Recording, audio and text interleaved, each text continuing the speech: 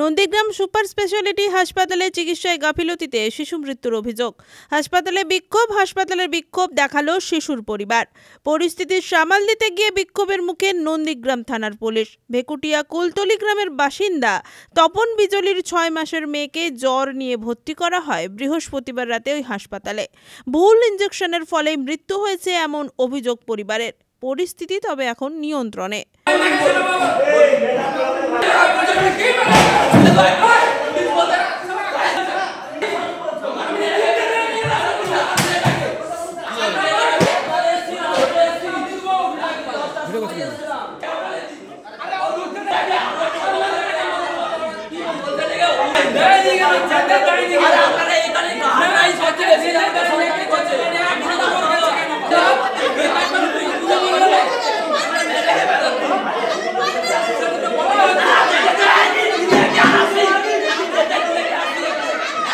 আমার মেয়ের জ্বর হয়েছিল, 6 মাসের মেয়ে জ্বর হয়েছিল। গতকাল ভর্তি করেছিলাম আমাদের সুপার স্পেশালিটি হসপিটালে নন্দীগ্রামে।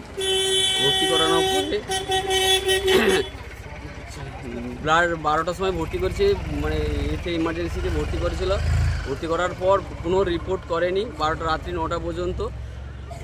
ব্লাড রিপোর্ট যদিও ব্লাডটা আনতে আসে রাত্রি 9টার পর, 12টা থেকে রাত্রি 9টার পর আনতে আসছে। সমস্ত চিকিৎসকের ওষুধপত্রও ঠিক মতন পরিষেবাও পাইনি, গার্ডদেরও দুর্ব্যবহারও আছে। তো এই যে ইঞ্জেকশনটা একটা দিয়ে মানে দেওয়ার সাথে সাথে আমার মেয়েটা মারা যায়, হারিয়ে ফেলি। তাই ওই ইঞ্জেকশনটা কী ছিল সেটাও বলতে পারছি না, ওটা উনি জানে। ওই চিকিৎসকদের যেন একটু কড়া ব্যবস্থা নেওয়া হয়, শাস্তি যেন দেওয়া হয় এই বলি।